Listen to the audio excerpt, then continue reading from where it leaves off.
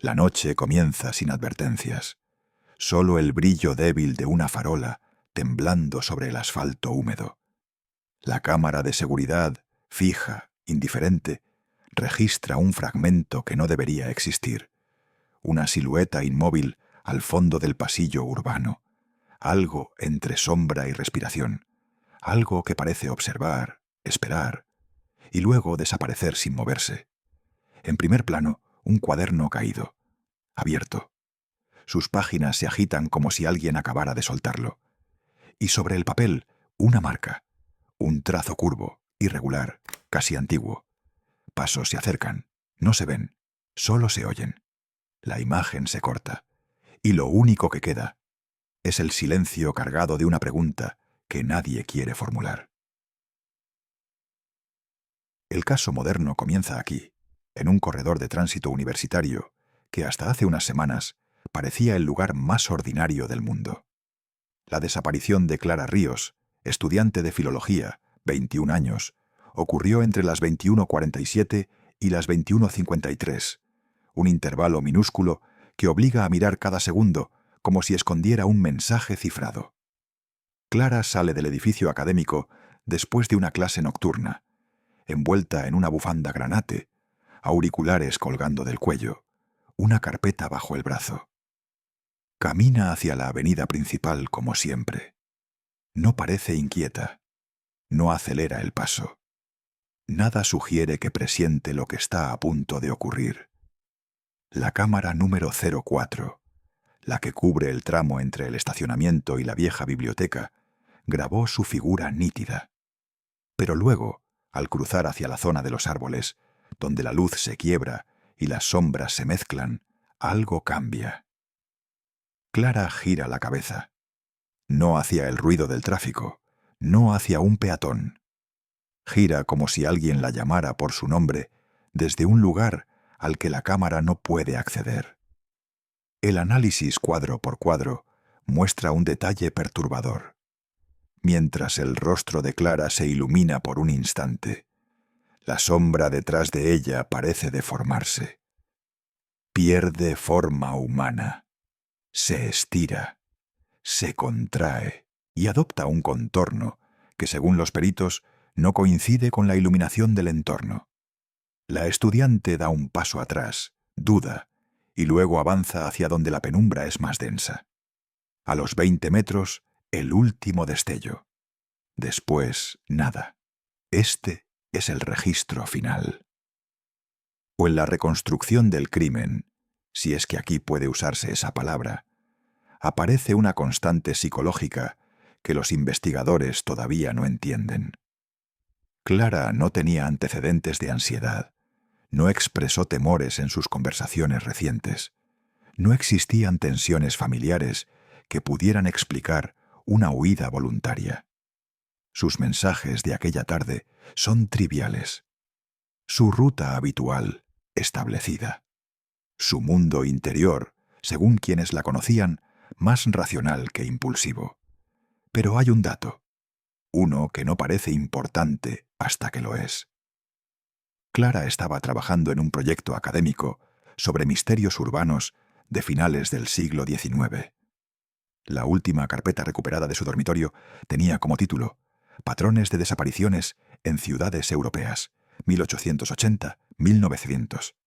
Subrayado en tinta azul, un caso marcado como particularmente extraño. Un nombre, Elena de las Heras, 1899, barrio de San Vigilio, el mismo barrio donde Clara desapareció. La transición hacia la historia antigua ocurre casi sola. Los archivos municipales, desgastados por la humedad, conservan un informe policial fechado el 14 de noviembre de 1899. Una joven, 19 años, estudiante también, desaparece al caer la tarde. Su última ubicación conocida. Un callejón estrecho que conectaba la escuela normal con la avenida comercial. Testigos afirmaron haber visto una figura junto a ella, demasiado oscura para ser humana, según consta en una declaración casi ilegible. El informe concluye sin conclusiones. La joven no fue encontrada. Se presume fuga. Caso cerrado. El paralelo es inmediato. demasiado exacto, la misma edad, el mismo perfil académico, la misma hora, el mismo gesto de girar la cabeza hacia algo que nadie más percibió. Una comparación directa entre pasado y presente revela un patrón que no debería repetirse con tanta precisión a lo largo de más de un siglo. En 1899 no existían cámaras, sensores, ni grabaciones que documentaran la silueta extraña. Hoy, con tecnología avanzada, lo único que se obtiene es una distorsión que desafía cualquier explicación óptica. Como si aquello que estaba presente no perteneciera del todo a este plano. Y hay un detalle inquietante, uno que los técnicos intentaron descartar en repetidas ocasiones. Cuando se mejora el contraste del último fotograma, donde aparece Clara, se distingue una forma detrás de ella, vertical, rígida, casi de otro tiempo. Un borde de tela antigua, un reflejo metálico en el pecho, algo que recuerda a los retratos victorianos de mujeres vestidas de luto formal. Parece imposible, pero está ahí. Ese fotograma, archivado en la carpeta forense 27A, marca el momento en que la investigación deja de ser contemporánea y empieza a abrir una puerta hacia el pasado, una puerta que quizá nunca debió tocarse. La noche en que Clara desapareció no terminó con la búsqueda, terminó con una certeza incómoda. Hay historias que no se cierran, solo se repiten, pero lo que descubrirían después cambiaría todo. La investigación oficial inicia con una precisión fría, casi mecánica. El campus se sella. Las patrullas recorren los accesos secundarios. Los agentes revisan cámaras, entrevistan a profesores, reconstruyen minuto a minuto la última hora de Clara. Pero desde el principio se percibe algo extraño, una sensación que los investigadores más veteranos describen como la presencia de un vacío activo. No es solo la desaparición, es la forma en que el entorno parece haber sido alterado. El corredor donde se vio a Clara por última vez tiene un eco distinto.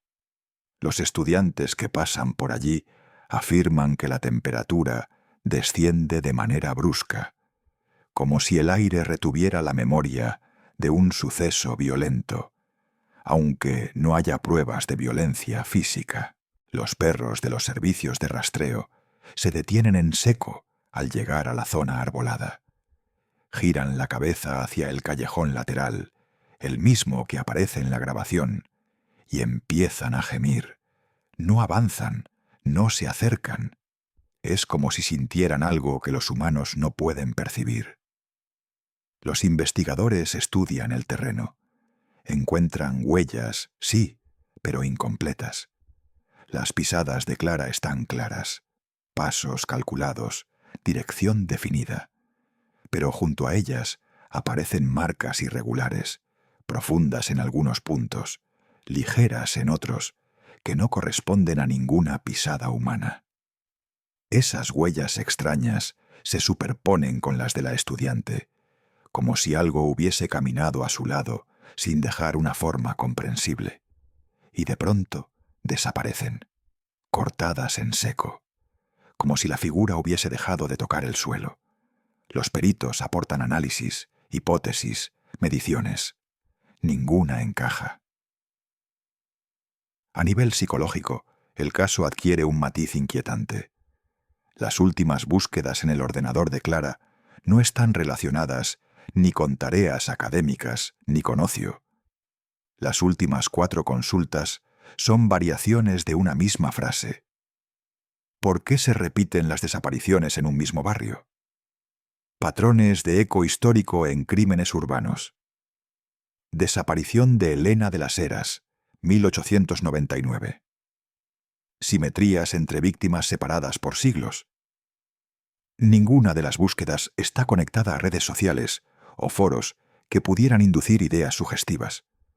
Parecen preguntas puramente analíticas, nacidas de una mente que intenta comprender algo más grande que ella. Algo que quizá ya intuía. Los compañeros de clase recuerdan un detalle menor, pero inquietante. La noche anterior a su desaparición, Clara dijo que había encontrado una coincidencia imposible en los archivos digitales del ayuntamiento. No explicó más. Solo añadió que necesitaba contrastar el dato con un documento físico guardado en la Biblioteca Histórica Municipal, una institución que muy pocos estudiantes visitan, salvo aquellos obsesionados con la historia del barrio. Ese documento nunca apareció. La transición hacia 1899 se vuelve inevitable. El expediente original del caso de Elena de las Heras está archivado en una carpeta marrón, número 14B, con olor a polvo antiguo. Las páginas deterioradas revelan una ciudad más pequeña, más silenciosa, más vulnerable. El informe describe a Elena como una joven estudiosa, metódica, con interés por la literatura ocultista europea, algo poco común en su época, y un hábito peculiar. Coleccionaba recortes de prensa sobre desapariciones inexplicables ocurridas décadas antes. La noche de su desaparición, Elena también caminaba sola tras una clase vespertina. También fue vista por última vez en un callejón iluminado por una única farola. Y también giró la cabeza, justo antes de desvanecerse de la vista de los testigos. Un registro adicional, que aparece cosido al expediente años después, menciona una figura femenina vestida de negro, que algunos vecinos aseguraron haber visto rondando la zona días antes del suceso. No pudieron describir su rostro, solo su altura inusual y la sensación de que sus pasos no hacían ruido. El informe descarta estas declaraciones como superstición local, pero entonces aparece un documento más profundo, una carta, archivada por error entre informes meteorológicos de ese invierno. Escrita con tinta casi disuelta, la carta incluye la última anotación conocida de Elena. Dice: «La sombra que me sigue no pertenece a este tiempo. Creo que busca repetirse. Y presiento que no soy la primera, ni la última». Cuando se compara el caso moderno con el de 1899, el patrón se vuelve demasiado claro para ser ignorado. 2 estudiantes, 2 desapariciones, 2 intereses académicos centrados en patrones históricos, 2 encuentros con una presencia no identificada, 2 callejones que comparten casi la misma ubicación geográfica, separados solo por reformas urbanas y más de un siglo de distancia. Y un detalle inquietante conecta ambas épocas. Las últimas fotografías conocidas de Elena, tomadas semanas antes de su desaparición, muestran una mujer con un abrigo oscuro, rígido y un broche metálico en el pecho. La misma silueta que los peritos creen ver en el fotograma de Clara. La escalada hacia el clímax comienza aquí. La idea de que el tiempo en este barrio no avanza de manera lineal, de que hay nudos temporales, de que ciertas historias no se pierden, se repiten como si obedecieran a un patrón todavía más antiguo. El cierre de esta parte no ofrece alivio, solo un pensamiento. Si el fenómeno es cíclico, entonces debería haber más casos, muchos más. Lo extraño es que este patrón no era nuevo. La tercera fase de la investigación revela algo que en un principio parecía improbable. El archivo histórico no contiene solo 2 desapariciones similares. Existen más, fragmentadas, incompletas, escondidas entre informes menores, notas policiales sin firma y artículos de prensa deteriorados. Ningún documento lo relaciona explícitamente, pero la similitud entre ellos, una vez se observan en secuencia, es demasiado evidente. Los analistas digitales del grupo forense elaboran un mapa cronológico: 1899, 1923, 1954, 1978, 1997 y ahora, Clara, en 2025. un intervalo irregular, pero siempre dentro del mismo radio geográfico. Siempre mujeres jóvenes, siempre al caer la noche, siempre cerca del mismo corredor urbano, aunque la ciudad haya cambiado su forma. La estructura se transforma, pero el patrón permanece, como si algo subterráneo, algo más antiguo que las calles, marcara el ritmo. El equipo intenta reconstruir los casos del siglo XX, aunque la documentación sea escasa. En 1923 desaparece una aprendiz de costura que trabajaba en un taller cercano al barrio de San Vigilio. La descripción de su último avistamiento incluye una frase que la familia repitió en su declaración. Se detuvo como si escuchara un nombre que solo ella podía oír. En 1954, una estudiante de música se pierde después de un ensayo nocturno.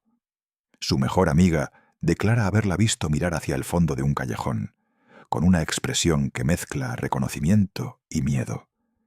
Su última anotación en un cuaderno encontrado días después dice: «No es una persona, o lo fue hace mucho». En 1978, una joven empleada de biblioteca, conocida por su obsesión con los textos decimonónicos, desaparece tras un turno de cierre. El guardia nocturno reporta haber visto una figura rígida detrás de ella durante unos segundos, antes de que ambas se desvanecieran entre las sombras del edificio. La policía atribuyó la desaparición a un secuestro común. El caso nunca se resolvió.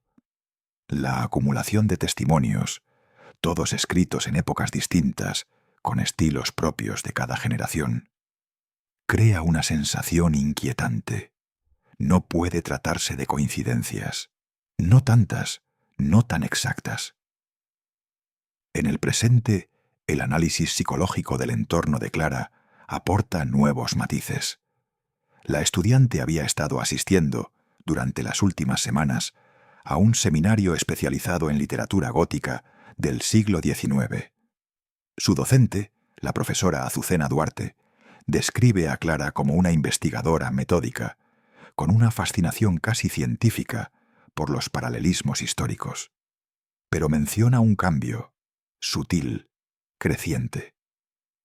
En los últimos días, explica la profesora, parecía distraída, no perdida, sino atenta a algo que no estaba en la sala. Como si escuchara un ruido que ninguno de nosotros podía oír. Un compañero de grupo recuerda otro detalle. En una conversación casual, Clara dijo que había encontrado un archivo fotográfico antiguo que no debería existir. Aseguró que una de las imágenes mostraba a una mujer vestida de negro, con un broche metálico en el pecho, observando la calle desde una ventana del barrio de San Vigilio, fecha estimada: 1899. Pero la imagen, según ese mismo compañero, parecía tener un problema extraño. La figura no proyectaba sombra. Ese archivo fotográfico jamás fue encontrado, ni en el ordenador de Clara, ni en su almacenamiento en la nube, ni en los servidores de la universidad.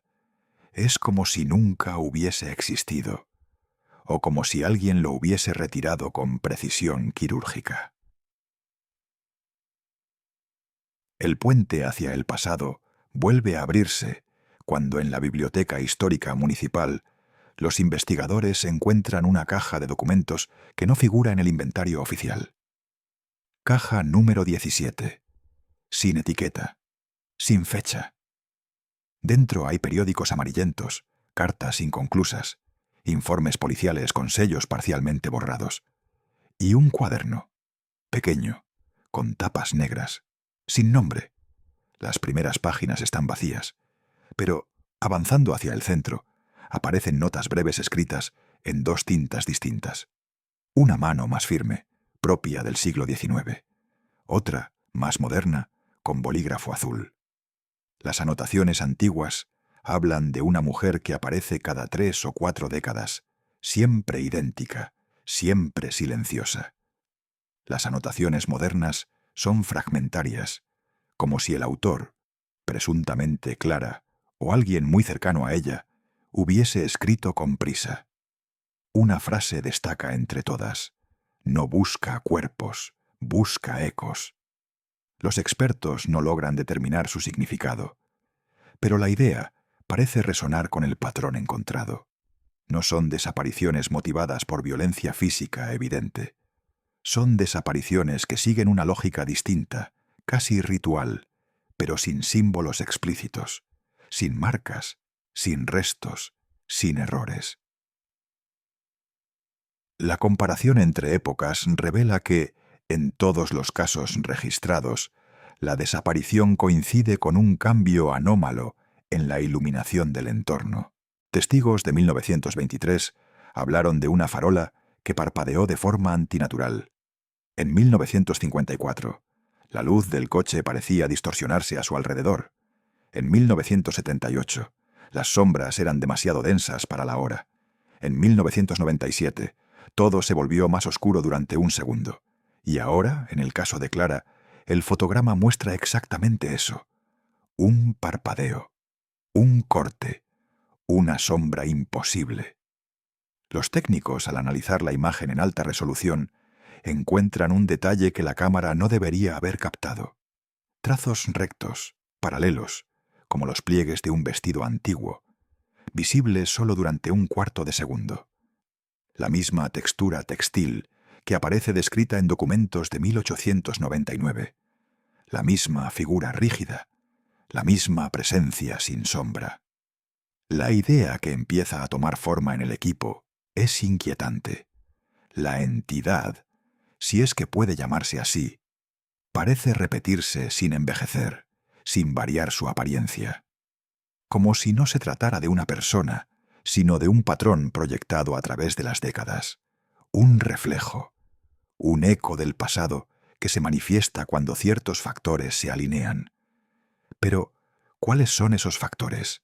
¿Por qué Clara? ¿Por qué Elena? ¿Por qué estas mujeres? La respuesta todavía no aparece. Pero algo en los documentos indica que la repetición no es casual. Es sistemática, dirigida, y quizá esté ligada a un evento más antiguo que 1899. Los investigadores aún no lo saben, pero están a punto de abrir un archivo que transformará por completo la dirección del caso. Solo cuando abrieron el archivo antiguo, entendieron la verdad. El archivo que cambió la dirección de la investigación no debería existir. No aparece en ningún catálogo, ni en registros de restauración, ni en bases de datos internas. Fue hallado dentro de una carpeta vacía, detrás de un armario metálico, en la sala de documentos especiales. Carpeta sin título. Interior con una única hoja doblada 3 veces, marcada por una mancha oscura en el borde. Año estimado: entre 1860 y 1870. El papel contiene un informe breve, casi telegráfico, escrito con una letra apretada que revela prisa y miedo. Se menciona un suceso ocurrido en el mismo barrio, San Vigilio, entonces apenas un conjunto de calles estrechas, y el testimonio de un vigilante nocturno. El hombre declaraba haber visto a la mujer que camina sin ruido, siguiendo a una joven costurera antes de que ambas desaparecieran tras una esquina. No hubo búsqueda oficial. El documento afirma que la desaparición debe mantenerse en silencio para evitar contagio del temor. La palabra contagio aparece subrayada con fuerza. Los historiadores consultados no encuentran referencias externas a este caso. Ninguna hemeroteca lo menciona. Ningún registro policial lo confirma.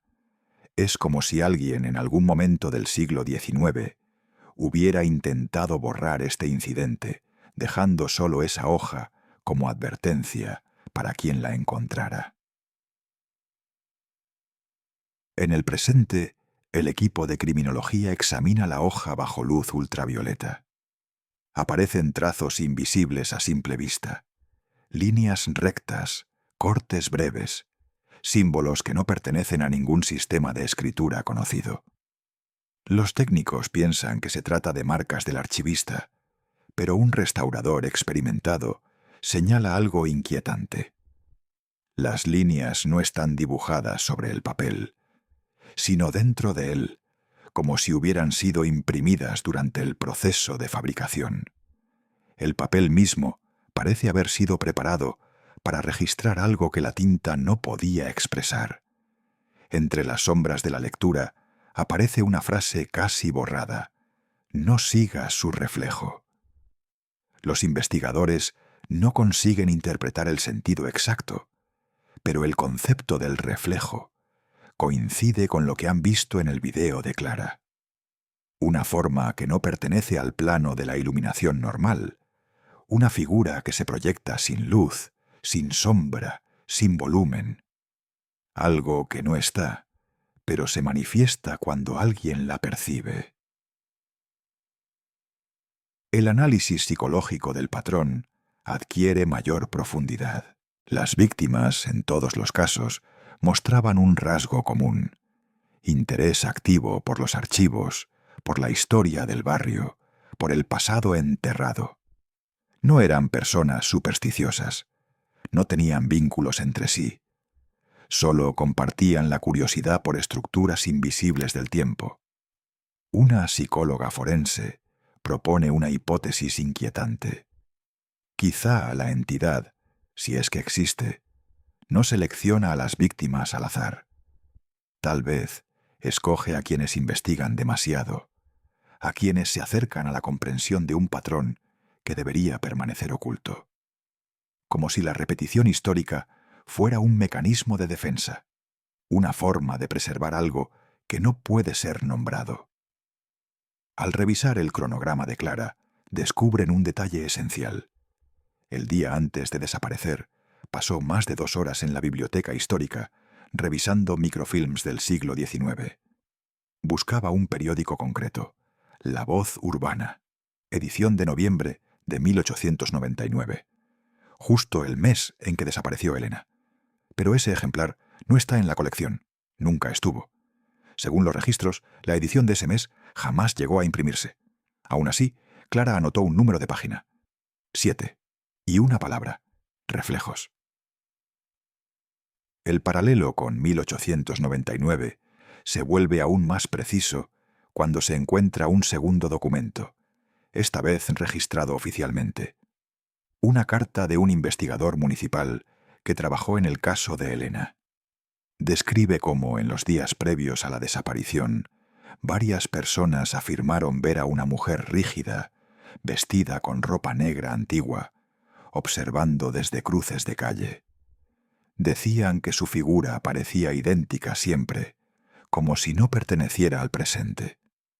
El investigador concluye con una frase perturbadora: no sigue a las jóvenes, sigue lo que ellas descubren. La consistencia entre siglos obliga al equipo actual a replantear todo el caso. No buscan a un agresor, no buscan a un secuestrador.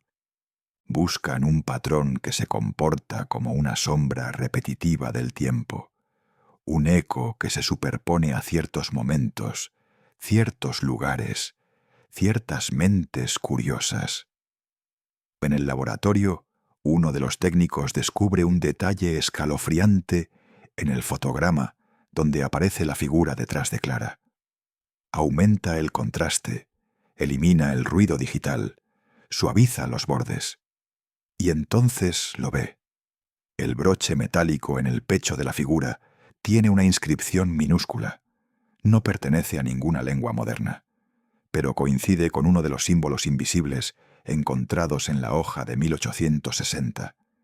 El círculo se cierra, la hoja perdida, la figura sin sombra, las desapariciones repetidas, el broche con el símbolo imposible. Todo parece indicar que el fenómeno lleva más tiempo activo de lo que se pensaba. No desde 1899, sino desde mucho antes. Quizá desde que el barrio existió. Quizá desde que alguien, en algún punto del tiempo, generó el primer eco. La pregunta ahora es otra. Si el patrón se repite, ¿estamos viendo solo su superficie? Y lo que descubrirían en la siguiente capa del archivo era aún más inquietante. El hallazgo de la siguiente capa no ocurre en un archivo físico. Aparece cuando un analista digital, revisando metadatos antiguos del catálogo municipal, detecta una carpeta oculta en el servidor histórico. No está protegida, no está cifrada. Simplemente no aparece a menos que se busque un patrón concreto. La coincidencia entre fechas de desapariciones y remodelaciones urbanas. La carpeta tiene un nombre breve, ECO 1. Dentro hay imágenes, planos antiguos, mapas superpuestos de diferentes siglos, y un documento que provoca silencio inmediato en el equipo. Un registro de 1851, escrito antes de la urbanización moderna, donde se describe un fenómeno recurrente en la zona que entonces se llamaba Camino Bajo de las Nogueras. El documento habla de una mujer que se repite.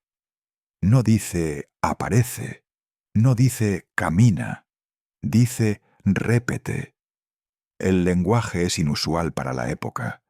El redactor, un agrimensor encargado de medir la zona antes de construir las primeras casas, describe cómo, durante varias noches, vio la misma figura femenina cruzar el mismo tramo del camino, siempre con el mismo ritmo, la misma postura, la misma dirección.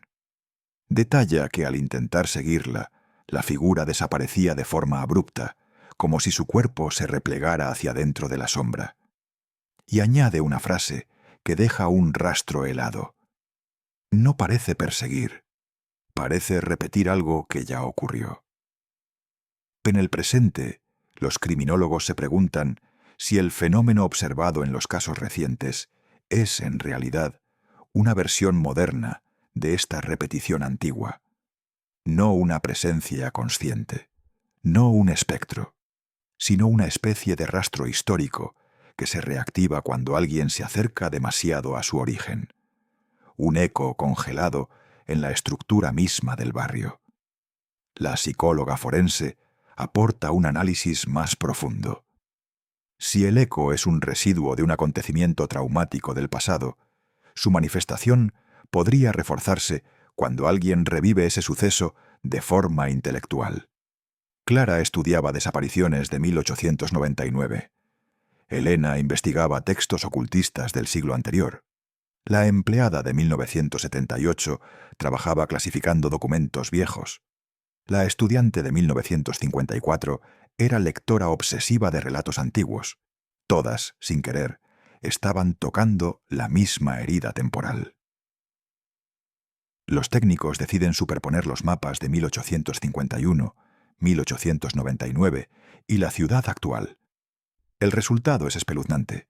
Todas las desapariciones ocurren en el mismo corredor geográfico, aunque las fachadas hayan cambiado, aunque las calles tengan nuevos nombres.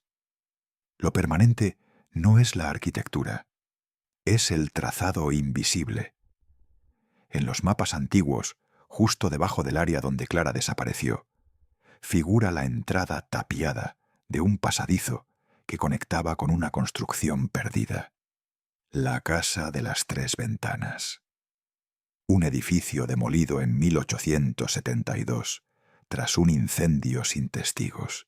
Los rumores de la época, recogidos en anotaciones marginales de un cura local, afirmaban que en esa casa vivía una mujer solitaria, vestida siempre de negro, que rara vez hablaba. Decían que salía de noche, decían que caminaba sin hacer ruido, decían que la olvidaron incluso antes de que muriera. El nombre de la mujer no aparece en los registros, solo una inicial, E. Cuando el equipo actual compara la figura sin sombra del video de Clara con descripciones de 1851, 1860 y 1899, surge algo perturbador. La postura es idéntica. El ángulo del cuello, idéntico. La forma de las manos, idéntica. La inclinación del torso, idéntica. No cambia con los siglos, no envejece, no varía. Como si no fuera un ser, sino un mecanismo repitiendo un gesto que no termina de completarse. El especialista en análisis de movimiento digital ofrece una interpretación inesperada. Si se trazan las posiciones exactas de la figura a través de los fotogramas, la forma resultante coincide con la trayectoria descrita en el documento de 1851, una curva suave que desemboca en un punto específico del antiguo camino bajo de las Nogueras. Ese punto ya no existe. Hoy está cubierto por el pavimento del callejón, donde Clara se detuvo por última vez. La sensación de inquietud crece cuando aparece un nuevo documento en la carpeta ECO 1, un croquis sin firma, fechado entre 1840 y 1850. Glosas breves rodean un dibujo de la casa de las tres ventanas. Una de esas glosas dice: «Ella no aparece, ella regresa». Otra, aún más oscura: «Cada vez que alguien la reconoce, vuelve a llevarse a la siguiente». Los investigadores no logran ponerse de acuerdo sobre si estas anotaciones son fruto de supersticiones locales o de una observación empírica que nunca fue documentada oficialmente. Pero lo inquietante es que el croquis incluye el mismo símbolo que aparece en el broche metálico del fotograma y en la hoja de 1860. Un trazo semicircular atravesado por una línea oblicua, un símbolo que no pertenece a ninguna tradición conocida. El círculo entre pasado y presente ya no parece histórico, parece deliberado, parece dirigido. La pregunta ahora es inevitable: ¿qué ocurrió realmente en la casa de las tres ventanas? Pero la respuesta que encontraron allí no hizo más que profundizar el misterio. El acceso a la historia de la casa de las tres ventanas resulta más difícil de lo esperado. Los registros oficiales hablan del incendio de 1862, pero nada mencionan sobre quién vivía allí, por qué fue demolida tan rápido, ni por qué la propiedad pasó casi 2 décadas sin dueño. Sin embargo, los documentos no oficiales, cartas, notas marginales, diarios incompletos, sugieren otra narrativa, más oscura, más persistente. En esa casa ocurrió algo que la ciudad prefirió olvidar. El equipo multidisciplinario se concentra en un cuaderno recuperado de la carpeta ECO 1. Es el diario de un vigilante nocturno, fechado entre 1848 y 1852. Las primeras entradas describen su rutina: rondas, controles, notas sobre vecinos nocturnos. Pero a partir de marzo de 1850, el tono cambia. La mujer de negro volvió a cruzar el camino esta noche. Es la misma postura, los mismos pasos. No levanta la cabeza. Días después, hoy la vi detenerse frente a la casa. Miró una ventana, la del medio. La luz del farol parpadeó 3 veces. Al parpadear, ella se movió, pero no hacia adelante. Se movió como si retrocediera dentro de la sombra. El guardia teme estar perdiendo la razón, pero continúa escribiendo. La repetición es diaria. La figura nunca cambia. En el presente, la psicóloga forense y el criminólogo jefe evalúan esta constancia. Llegan a una conclusión inquietante. La entidad, si es que es entidad, no actúa de manera consciente. Su comportamiento no es adaptativo, no responde al entorno, no reacciona ante estímulos. Es repetición pura, un eco. Lo que se repite no es la mujer, es el gesto, un movimiento congelado en un momento traumático de la historia local, reactivado cada vez que alguien se acerca demasiado a descifrar su origen. Esto coincide con lo ocurrido a Clara. Ella estaba reconstruyendo el patrón.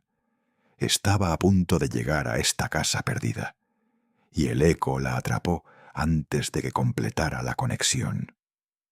Los investigadores localizan en un plano de 1847 la estructura original de la casa de las tres ventanas. El edificio tenía una planta extraña, casi triangular, orientada hacia un punto del camino que hoy coincide exactamente con el callejón donde Clara desapareció, como si la casa hubiera sido construida para mirar ese lugar preciso. En una anotación del agrimensor de la época aparece el siguiente comentario. La propietaria exigió que las ventanas quedaran alineadas con el tramo donde ella pasa.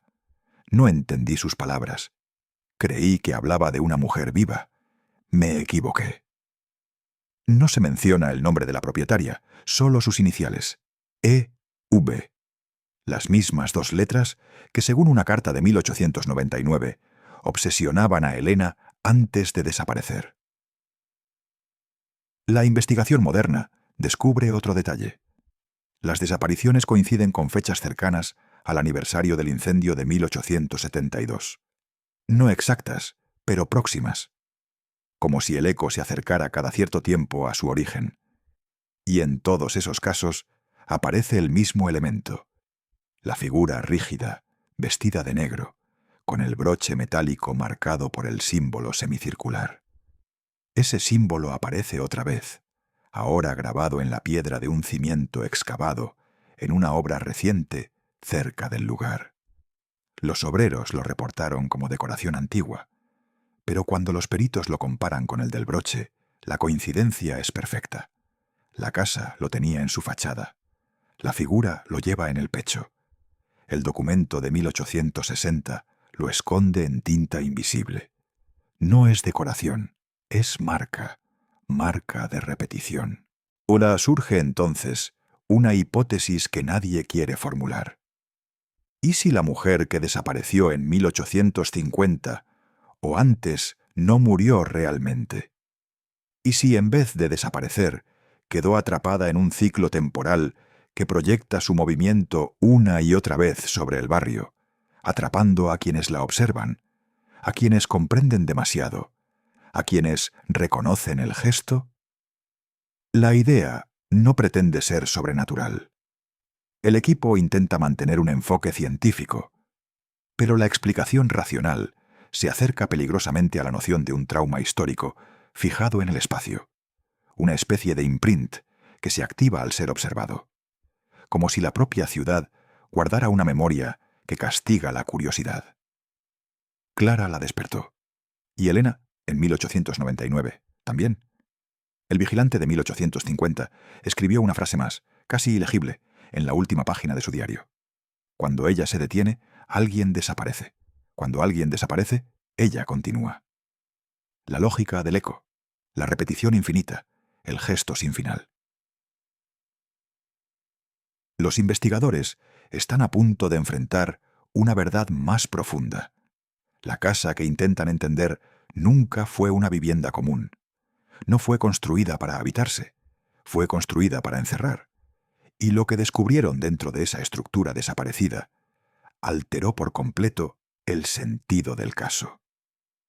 La excavación del terreno donde alguna vez estuvo, la casa de las tres ventanas, avanza con dificultad.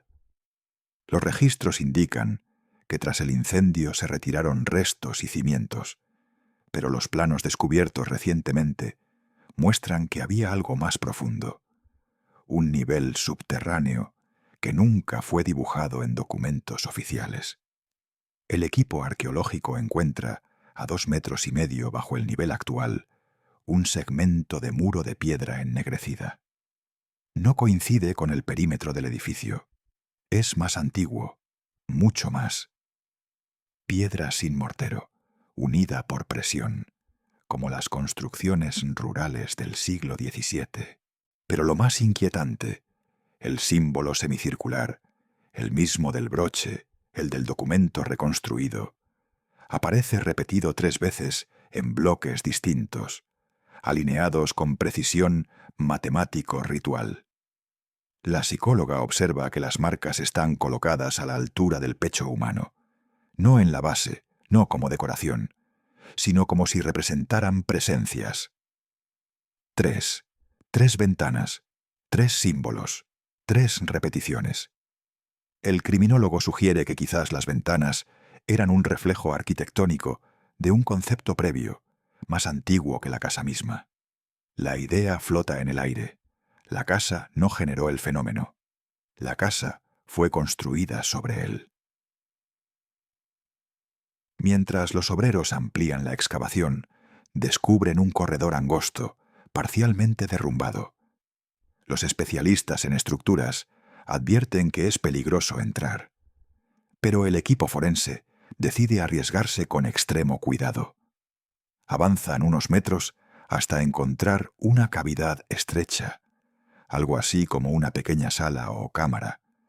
La cámara es baja, apenas 1,80 m, pero notablemente larga. Las paredes están marcadas con arañazos, miles, superpuestos, sin orden, como si generaciones de manos hubieran intentado dejar una señal de existencia o de salida. En la pared del fondo, iluminada apenas por la linterna, aparece la frase que ninguno de ellos quería volver a leer: «Ella pasa por aquí». La misma frase del agrimensor en 1847. La misma que Clara garabateó en una nota antes de desaparecer. La misma que Elena susurró a su madre en 1899, según una carta familiar. La expresión no es descripción, es advertencia. Regresan a la superficie con algo más. Una pieza de metal oxidado encontrada en el suelo de la cámara, a unos 40 centímetros de profundidad. Es muy similar al broche de la figura del callejón. Pero este está partido. Y lo que es peor, por dentro, tiene un mecanismo de cierre que no coincide con ningún diseño de joyería conocida. Parece más bien un dispositivo técnico, un instrumento, una herramienta. La ingeniera del equipo comenta que podría haberse usado para fijar algo, o a alguien. Lo examinan con microscopio portátil. Encuentran fibras, humanas, carbonizadas, antiguas. El silencio es absoluto. El criminólogo propone una teoría radical, el tipo de hipótesis que arruina carreras si se afirma sin pruebas, pero que ahora resulta imposible ignorar. Quizá la mujer de negro no es un espectro, ni un eco de una persona real. Quizá es el resultado de un proceso repetido durante décadas, centrado en una estructura que ahora yace sepultada. La casa pudo haber sido un mecanismo social para ocultar experimentos, rituales, castigos, o una combinación peligrosa de los tres. La figura, entonces, sería la proyección del último ciclo, el último intento de fijar a alguien en un estado intermedio. La repetición no sería un fenómeno paranormal, sería una consecuencia. Y cada vez que alguien se acerca demasiado a reconstruir el mecanismo, la figura aparece para repetir el gesto que selló su destino original. Un avance hacia la ventana, una detención, un retroceso imposible, un ancla temporal. En la noche del tercer día, mientras revisan los archivos, salta una coincidencia que nadie había notado. Las iniciales EB, presentes en múltiples documentos, coinciden con el nombre completo de una mujer desaparecida en 1653, cuando el asentamiento era apenas un conjunto de granjas dispersas. La ficha histórica la describe así: Elvira Valente. Última vista caminando por el sendero norte, vestida de oscuro, sosteniendo un objeto metálico en el pecho. Testigos declaran que repetía un movimiento extraño. No respondía al habla. El equipo cruza registros, compara fechas, analiza coordenadas antiguas. Todo indica que el sendero norte del siglo XVII corresponde exactamente con la calle donde hoy mismo aparece la figura. Si Elvira es la primera, entonces todas las demás, las de 1850, 1899 y quizá Clara, son repeticiones, iteraciones, copias imperfectas del mismo gesto inicial. Y la casa de las tres ventanas fue construida justo encima del punto donde Elvira fue vista por última vez, no para habitarla, no para recordar, sino para contener. El equipo concluye la jornada con una frase que nadie quiere decir, pero todos piensan: No estamos investigando una desaparición. Estamos investigando un mecanismo que produce desapariciones. Y en la cámara subterránea, en la pared que aún conserva arañazos de siglos, una línea recién expuesta al retirar el polvo revela algo más. 3 marcas, 3 alturas distintas, 3 figuras grabadas. Una de las sombras talladas coincide exactamente con la postura rígida de la mujer del broche. La segunda parece incompleta. La tercera está en una posición distinta, como si se hubiera movido, como si todavía pudiera moverse. Cuando el equipo intenta analizar la cámara recién descubierta, surge un problema inmediato. Las marcas parecen cambiar según la iluminación. No físicamente, no de manera verificable. Pero cada vez que revisan las fotografías, la posición de la tercera figura parece modificarse apenas unos milímetros. Un desplazamiento mínimo, un gesto imperceptible, como si la sombra tallada respondiera a la presencia humana. La arqueóloga se niega a aceptarlo. Habla de distorsión óptica, de sombras proyectadas, de inconsistencias del polvo. Pero el técnico en imagen digital jura que sus archivos son idénticos y que el cambio existe. Minúsculo, sí, pero real. De vuelta en la superficie, el aire huele a tierra húmeda y óxido. Las farolas iluminan la zona con luz tenue, artificial, que genera largas sombras quebradas. En ese ambiente, el criminólogo revisa nuevamente el caso de Clara. Sus rutas habituales, registros médicos, mensajes, movimientos registrados por cámaras. Nada sugiere que temiera algo, pero en la última imagen donde aparece, apenas 20 minutos antes de su desaparición, se ve un detalle que antes había pasado desapercibido. Ella toca su clavícula, exactamente el punto donde se colocaría un broche. No lleva nada visible. Pero repite el gesto 2 veces, con movimientos cortos, tensos, casi mecánicos. La psicóloga observa el video en silencio. Luego declara: es imitación. El gesto no es suyo. No corresponde a su lenguaje corporal habitual. El gesto parece copiado, aprendido, repetido. Esa misma noche, analizan la desaparición de 1899 más a fondo. En una carta familiar recuperada de un archivo privado, la hermana de Elena describe su comportamiento durante los días previos a perderse. Se detenía en las esquinas. Miraba como si viera algo que nosotras no veíamos. Decía que debía seguir la repetición. Al principio creímos que deliraba, pero repetía siempre el mismo movimiento de manos. El documento incluye un dibujo infantil, hecho por la hermana menor. Una figura femenina alargada, de postura rígida, con una mano apoyada en el pecho. El trazo es torpe, pero inequívoco. 3 siglos de diferencia, un mismo gesto.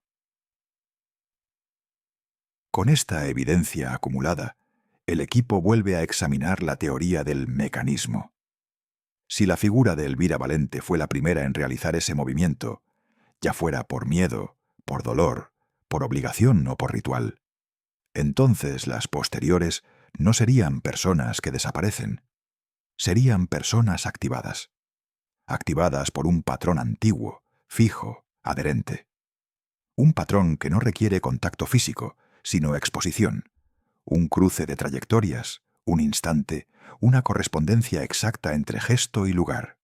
El gesto es la llave. La calle es la cerradura. La figura es el resultado. Y cada vez que el patrón se repite, el eco se amplifica. La ingeniera se fija en un detalle que todos habían pasado por alto. La cámara subterránea tiene una ligera inclinación hacia el norte, exactamente hacia la calle del último avistamiento moderno. No es un error arquitectónico, es alineación. Como si la cámara, o lo que ocurría en ella, necesitara apuntar hacia un punto preciso del exterior. como si fuera parte de un circuito más amplio, no eléctrico, sino conceptual. Una red de significados que se reactivan con cada desaparición. Al cruzar los planos antiguos con los registros actuales, encuentran algo más inquietante. Todas las rutas de las jóvenes desaparecidas forman una figura geométrica aproximada. Una curva que siempre desemboca en la misma esquina, en el mismo tramo de acera, en el mismo punto donde las cámaras captaron la figura oscura. No es casualidad, es convergencia. Para verificar la hipótesis, colocan sensores térmicos durante la noche. No esperan gran cosa, pero a las 02:14, un pulso frío, no caliente, frío, cruza el ángulo exacto de la esquina, recto, vertical, como un corte en el aire. El especialista comenta que nunca ha visto una lectura similar. No es un cuerpo, no es un animal, es ausencia, un desplazamiento de vacío. La intensidad es mínima, pero constante, como si algo pasara por ahí a la misma hora cada noche, trazando una línea intangible, una línea que no se puede ver, pero que se puede sentir. Cuando comparan la hora con el archivo de 1899, descubren que la desaparición de Elena ocurrió a las 02:14, y según el registro de 1847, el agrimensor oyó pasos, también alrededor de esa hora. La repetición continúa, silenciosa, perfecta, infinitamente antigua.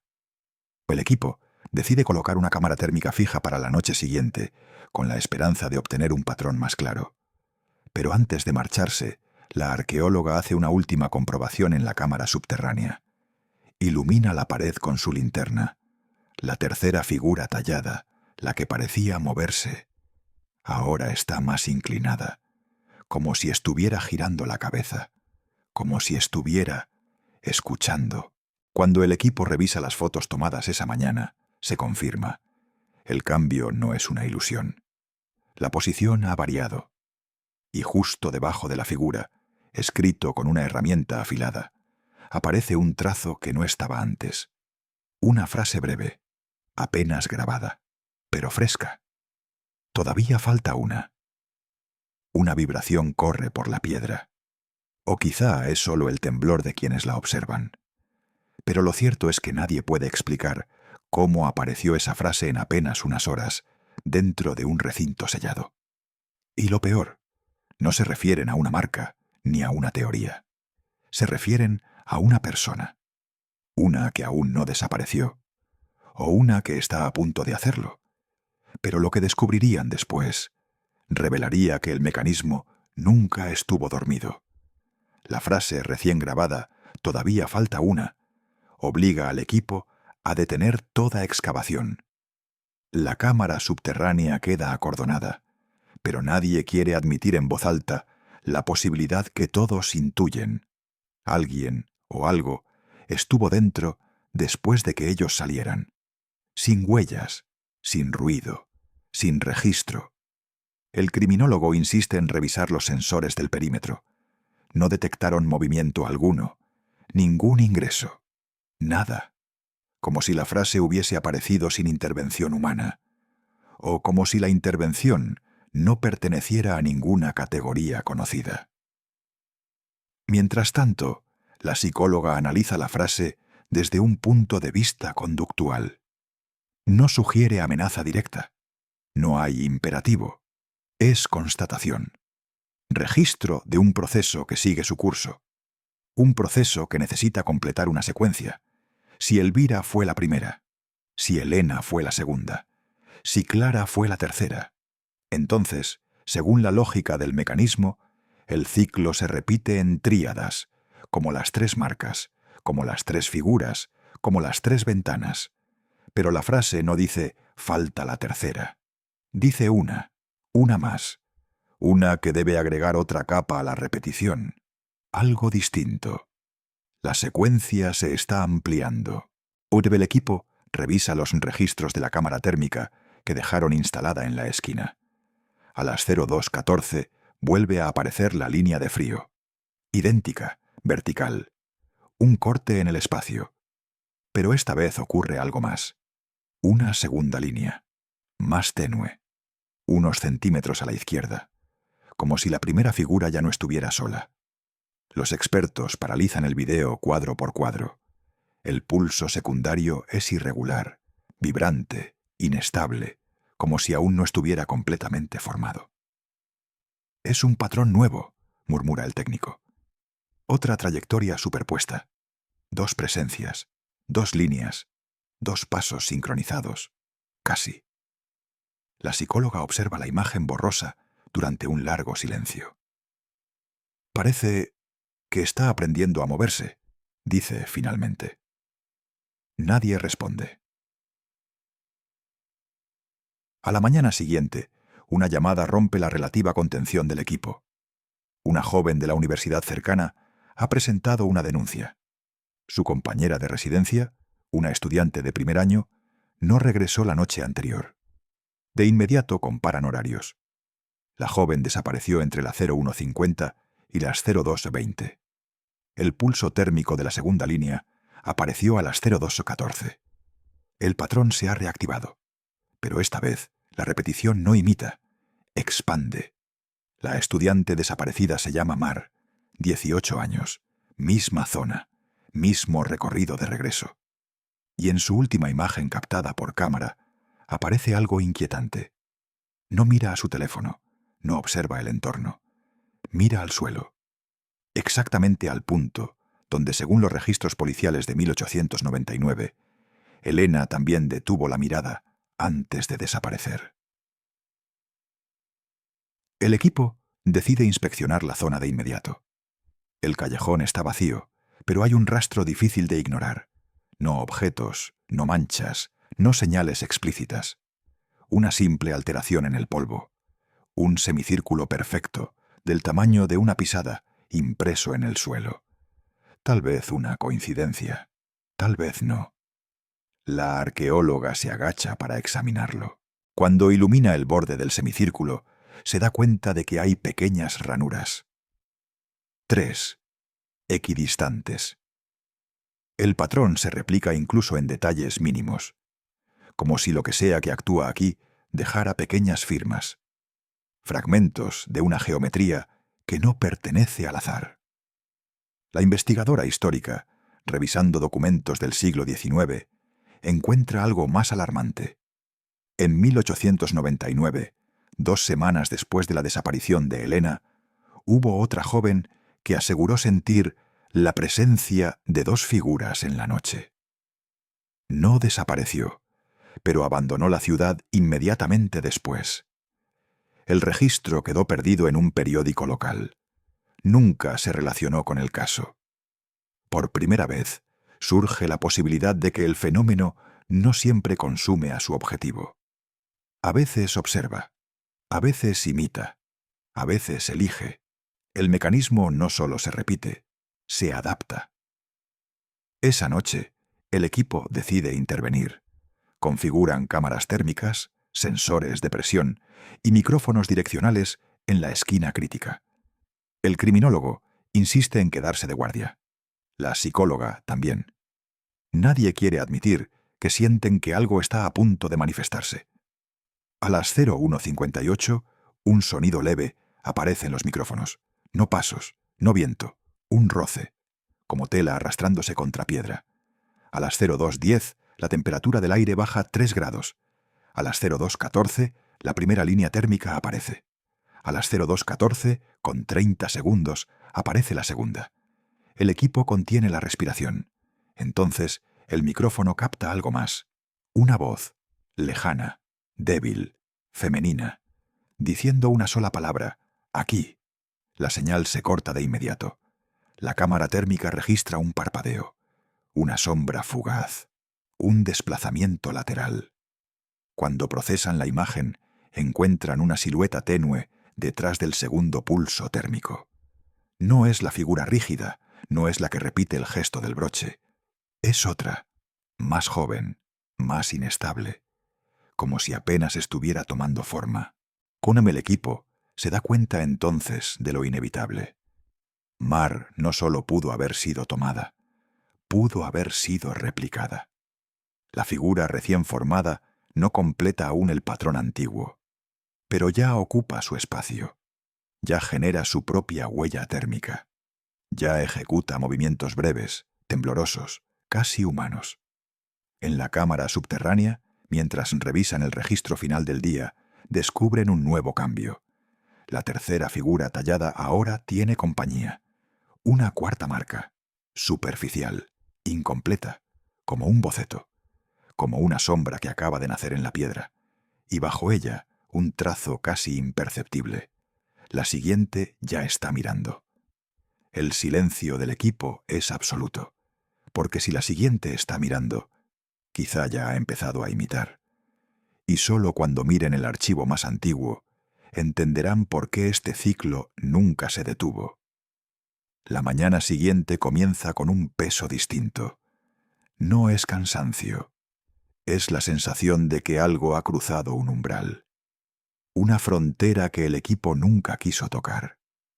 El registro térmico de la noche anterior se revisa cuadro por cuadro.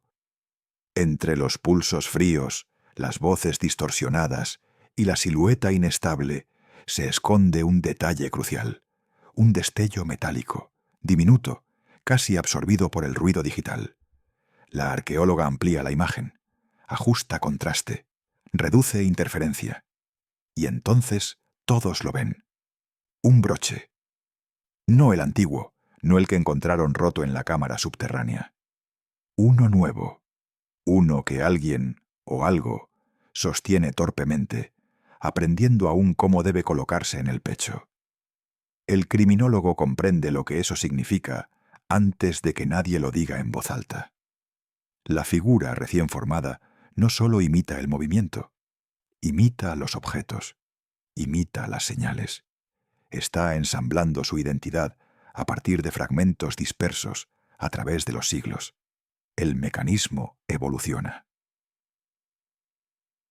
El equipo decide revisar el archivo histórico más antiguo disponible, el del siglo XVII, donde aparecía la primera referencia a Elvira Valente.